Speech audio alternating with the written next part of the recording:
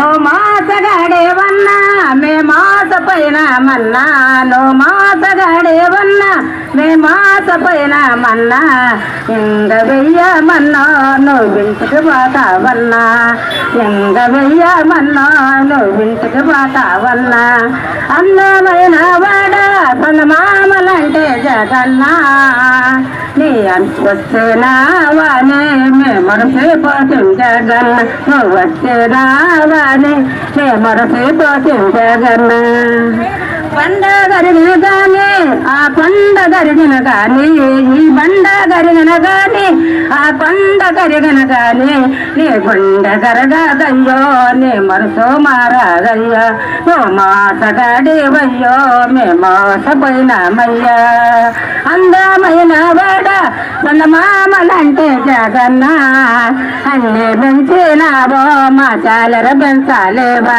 నువ్వన్నీ పెంచినావో మా చాలర పెంచలేవా current bill పెంచి gas bill అరాచకంగా అన్యాయంగా దమనకాండను కొనసాగిస్తున్న ఈ దుష్ట వైకాపా ప్రభుత్వం ఈరోజు రాష్ట్ర వ్యాప్తంగా వివిధ శాఖల్లో పనిచేస్తున్న ఉద్యోగస్తులను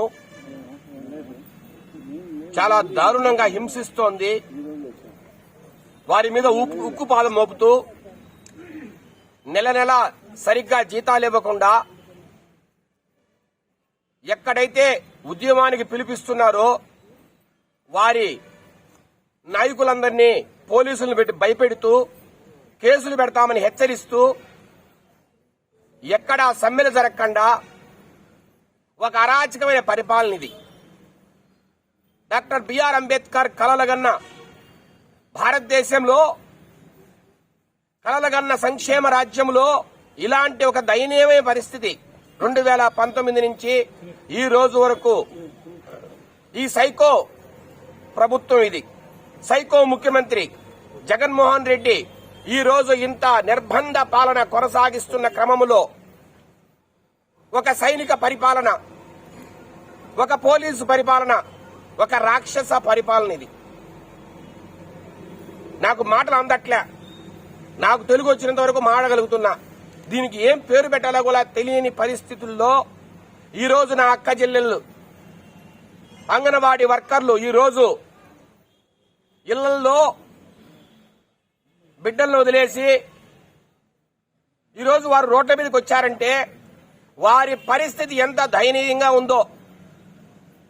మామూలుగా ఏదైనా సమస్య వస్తే ఏ శాఖలో అయినా సమస్యలుంటే మామూలుగా మగవారు ఎక్కువగా రోడ్ల మీదకి వస్తూ ఉంటారు. ఎక్కడైనా జరిగే క్రమం అది. అలాంటి పరిస్థితిని పక్కన పెట్టి ఈరోజు నా అక్క చెల్లెమ్మలు మహిళలు ఇంతమంది రాష్ట్రం యావత్తు ప్రతి పట్టణంలో ఈరోజు సమ్మెకు దిగారంటే వీళ్ళు గొంతెత్తి ఈరోజు రాష్ట్ర ప్రభుత్వాన్ని ఎదురుస్తున్నారంటే నిజంగా మీ అందరికి కూడా చేతులు జోడించి మీ పాదాభివందనం చేస్తున్నాం తల్లి. ఎందుకంటే మీకన్నా ఎక్కువగా జనాభా ఉన్న సంఖ్య ఉన్న ఉద్యోగ సంఘాల్లో కూడా సచివాలయ ఉద్యోగులు కావచ్చు, పంచాయతీరాజ్ ఉద్యోగులు కావచ్చు, రెవెన్యూ ఉద్యోగులు చాలా మందిని ఉక్కుపాదంతో అణిచివేసే క్రమంలో మీరు ఏమాత్రం భయపడకుండా తెగించి, దానికి మరో ముఖ్య కారణం సిఐటియు. వీళ్ళెవరికి భయపడే వ్యక్తులు కాదు, ఒక్క ప్రజలకు తప్పితే. అన్న రవికుమార్ అన్న కావచ్చు, ఈరోజు మిగతా నాయకులందరూ కూడా ఈ రకంగా రోడ్ల మీదకి వచ్చి ఇంత అన్యాయమైన పరిపాలన చేస్తున్న జగన్ హెచ్చరిస్తున్న అక్క చెల్లెలందరికీ స్వాగతం పలుకుతున్నాం. ఒకప్పుడు మరీ తక్కువగా ఉన్న జీతాన్ని చంద్రబాబు నాయుడు గారు గత ప్రభుత్వ హయాంలో ఎంతో పెంచారు. దాదాపుగా 10,000 రూపాయలకు తెచ్చారు ఆయన. అయినా ఏ కుటుంబ పోషణ కావాలన్నా కనీసం ఈ రోజు కనీస వేతనం ఒక 25,000 30,000 లేకపోతే ఏ కుటుంబం అయినా పోషించగలరా మహిళలు? ఈ రోజు పూర్తిగా నిత్యావసర సరుకులు పెరిగాయి, బయట ఫీజులు పెరిగాయి, తర్వాత ఏది కొనాలన్నా విపరీతమైన రేట్లు. ఈరోజు స్కూలుకు బిడ్డలు పంపాలన్నా విపరీతమైన ఖర్చు. అలాంటి క్రమంలో ఒక 10,000 రూపాయలతో ఒక అంగన్వాడీ టీచర్ బతకగలిగే పరిస్థితి ఈరోజు ఉందా? ఒకప్పుడు గౌరవ వేతనం అనే మాట మాట్లాడాడు, వాస్తవం. ఎప్పుడో 15, 20, 30 సంవత్సరాల ముందు గౌరవ వేతనం. కానీ జీవితాంతం అలాగే బతకాలనా? ఒక టీచరు ఒక శాఖలో ఉద్యోగం ఒక 15,000తోనో 10,000తోనో ఉద్యోగం చేరినప్పుడు అతనికి ఒక 20 సంవత్సరాల సర్వీస్ తర్వాత అదే డబ్బు ఇస్తున్నారా? పే స్కేల్స్ ప్రకారం ఇవ్వట్లేదా డబ్బు? కనీస వేతనాలను అవలంబించట్లేదా? 10,000తో చేరిన ఒక ఉద్యోగి ఒక 20 సంవత్సరాల సర్వీస్ తర్వాత 50,000కో 60,000కో వాళ్ళ జీతం ఎక్కువైనప్పుడు మరి అంగన్వాడీ టీచర్లకు కూడా ఒకే జీతాన్ని ఇన్ని సంవత్సరాలుగా ఎలా ఇస్తారని కూడా ఈ సందర్భంగా నేను క్వశ్చన్ చేస్తున్నా. ప్రతి సంవత్సరము, ఎందుకంటే భారతదేశంలో కానీ ఏ దేశంలో అయినా ఇన్ఫ్లేషన్ అనేది ఒకటి ఉంటుంది ఎకానమీలో. ఇన్ఫ్లేషన్ ప్రకారం ఖచ్చితంగా ధరలు పెరుగుతూ పోతాయి. మనం కొనాలనుకున్న ఎసెన్షియల్ కమోడిటీస్ కావచ్చు, మనం ఏదైనా ఒక సేవ పొందాలనుకున్నప్పుడు దానికి సంబంధించిన ఖర్చు కావచ్చు పెరుగుతూ పోయినప్పుడు అంగన్వాడీ టీచర్లకు కూడా వాళ్ళ వేతనాలు పెరగాలనేది మా ఆకాంక్ష. అది న్యాయమైన కోరిక కూడా. ఈ రాష్ట్రంలో ఎవరడిగా చెప్తారు ఆ మాట. మరి ఎందుకు ఈ సైకో జగన్మోహన్ రెడ్డికి, ఈ చెవిటి గుడ్డి ప్రభుత్వానికి ఎందుకు వినపట్లేదో కూడా నాకు అర్థం కావట్లే. ఇది ఒక్కసారి ప్రజలంతా ఆలోచించాలా. రెండవ పాయింట్, రాష్ట్రంలో ఈరోజు సరిగా జీతాలు రావట్లే. నెల 1వ తేదీకో 2వ తేదీకో జీతాలు పడిన పరిస్థితి. చాలా దారుణమైన ఇబ్బందులు.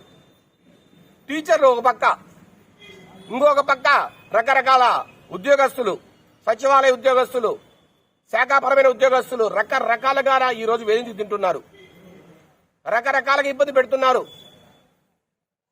ఇలాంటి పరిస్థితుల్లో ఎవరు ముందుకొచ్చి మాట్లాడినా వారి మీద పోలీసు కేసులు పెట్టే పరిస్థితి.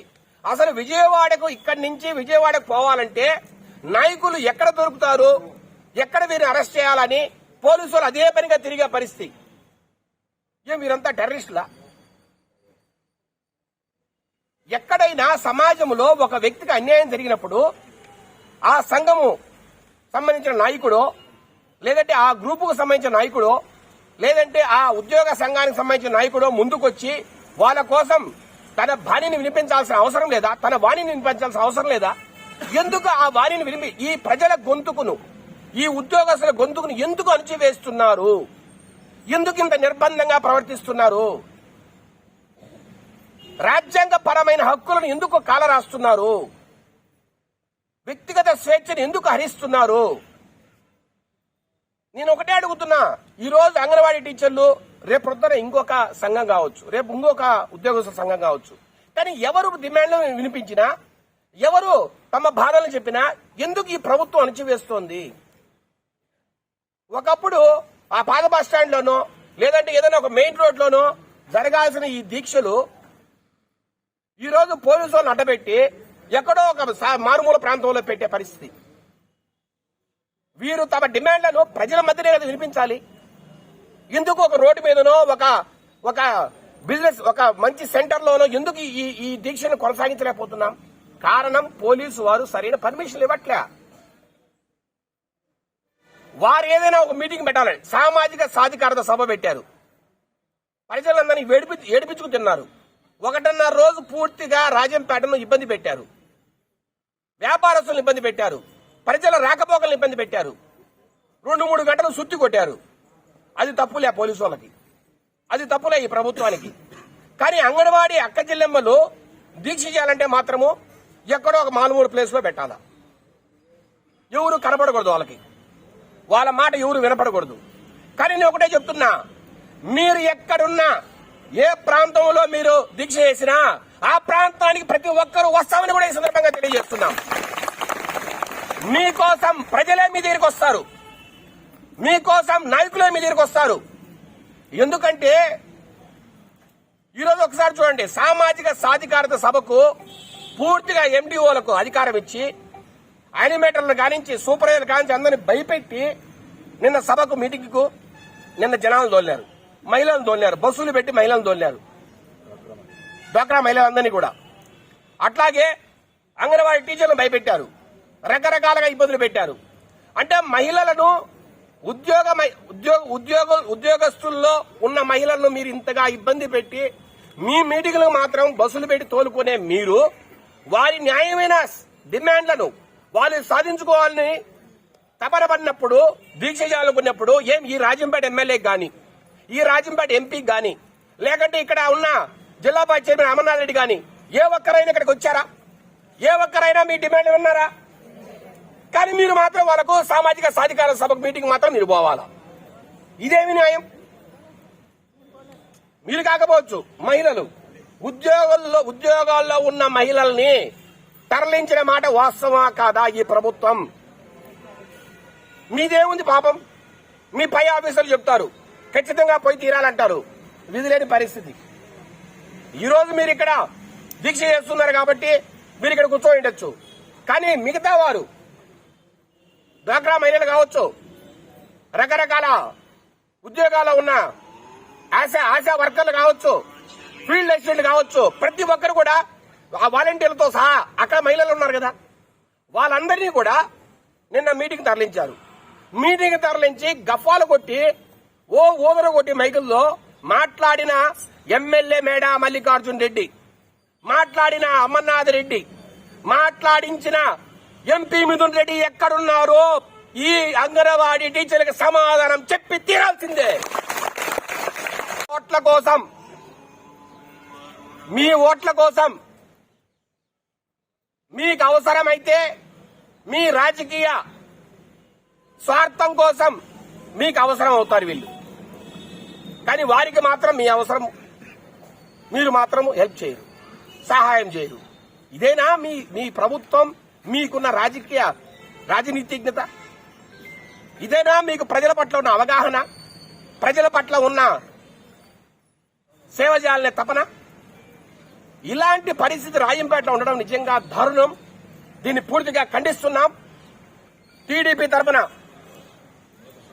రేపు రాబోయే రోజుల్లో జరిగే సార్వత్రిక ఎన్నికల్లో ఖచ్చితంగా ఈ రాష్ట్రంలో రాజంపేటలో ఖచ్చితంగా టీడీపీ ప్రభుత్వం వస్తుంది. వచ్చిన వెంటనే అంగన్వాడీ టీచర్ల న్యాయమైన డిమాండ్లు ఏవైతే ఉన్నాయో, ఈరోజు చాలా వరకు న్యాయమైన డిమాండ్లు ఇవి. కనీస వేతనాన్ని ఎవరికైనా ఇవ్వాల్సిందే. వాళ్ళకి రావాల్సిన గ్రాట్యుటీ, వాళ్ళకి రావాల్సిన ప్రావిడెంట్ ఫండ్ అవన్నీ కూడా అమలు చేయాల్సిందే. ఎందుకంటే ఎవరికైనా వారి సర్వీస్ అయిపోయిన తర్వాత వారు బాగా బతకాలంటే, ఒకరి మీద ఆధారపడకుండా ఉండాలంటే పిఎఫ్ఓ గ్రాట్యుటీ ఖచ్చితంగా వచ్చి తీరాలి. అది సుప్రీంకోర్టు కూడా చెప్పింది ఆల్రెడీ. ప్రతి ఉద్యోగికి కూడా గ్రాట్యుటీ, ప్రావిడెంట్ ఫండ్ వర్తించాల్సిందే. ఇట్లా రకరకాల న్యాయమైన డిమాండ్లను అట్లీస్ట్ దాంట్లో కొన్నైనా ఏదైతే అత్యవసరమో అవి ఖచ్చితంగా ఆమోదించి తీరాల్సిందే.